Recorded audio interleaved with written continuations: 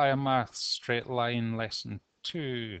In Lesson 1 we looked at the gradient and just really was revising a little bit of National 5 work. So gradient is calculated by doing y2 minus y1 over x2 minus x1. We also found out that a undefined gradient is vertical and a horizontal line has a gradient of 0. Also, a positive gradient as we go left to right goes up, negative gradient as we go left to right goes down, and parallel lines have the same gradient. So, introduction for this lesson, basically the gradient is the same as tan of the angle made between the x-axis and the straight line. Let's have a think about why that is. So if I'm taking this line here, a straight line here, and I want to work out the gradient of that straight line, I would do y2 minus y1 over x2 minus x1. Okay, remember y2 minus y1 just calculates the change in the height. So if I'm going from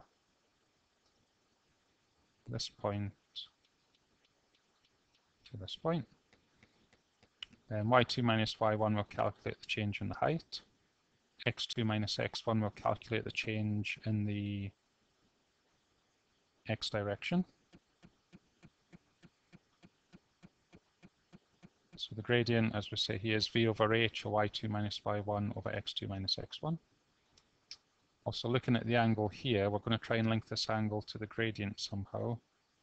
Well, if we go along and up, straight along, straight up, we generate a right angle here. So using our trigonometry from S2 or S3, we know that tan of this angle will be the opposite side over the adjacent side. Remember, the opposite side is just the same as V, or we could have called it y2 minus y1 over h, or we could have called it x2 minus x1. So equating these two here, we know that the gradient's v over h. We also know that tan of the angle, tan theta, is v over h. That means that m and tan theta have to be the same. So tan of the angle is equal to the gradient of the line. Right, let's apply that. So example 1 here, find the angle that the line joining -3, -2 and 1, 5 makes with the positive direction of the x-axis. Let's do a quick drawing of that. -3, -2, 1, 5. The positive direction of the x-axis. So once the angle between the positive direction of the x-axis and the straight line. So that is this angle here. So we're going to use the fact that m equals tan theta. So work out the gradient first of all. So y2 minus y1 over x2 minus x1 would come out as -7 over -4. Minus over minus is a positive, so they cancel. So that turns out to be 7 over 4. Now how is that helping us get the angle? Remember, m equals tan theta. The gradient is equal to tan of the angle. So tan of the angle will be 7 over 4, which is the gradient.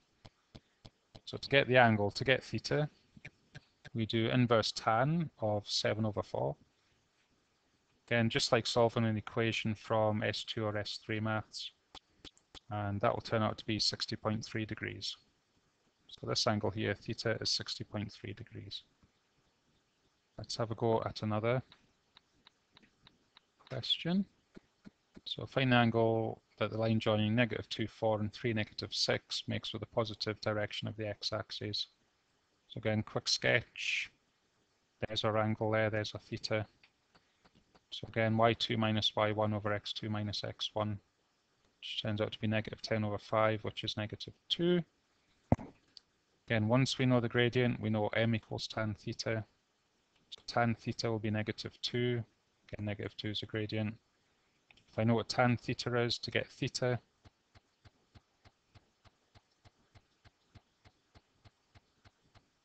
I do tan to the -1 of 2, which is 63.43. So here we're going back to our National 5 work. if tan of the angle's negative, we're looking either in the S or the C quadrant. So we ignore the negative sign, then because I'm looking for the angle that's specifically between 90 and 180 here, so I'm looking for an angle that looks like about 120 degrees. I'm going to look in the S quadrant, so I'm going to do 180 minus what I've got here. If you think, well, why am I not going for the cosine quadrant or the fourth quadrant? Remember, this is 360 minus. So 360 minus this would be about 296.6. So if I'd done that, I would actually be working out this angle going right the way around to the line.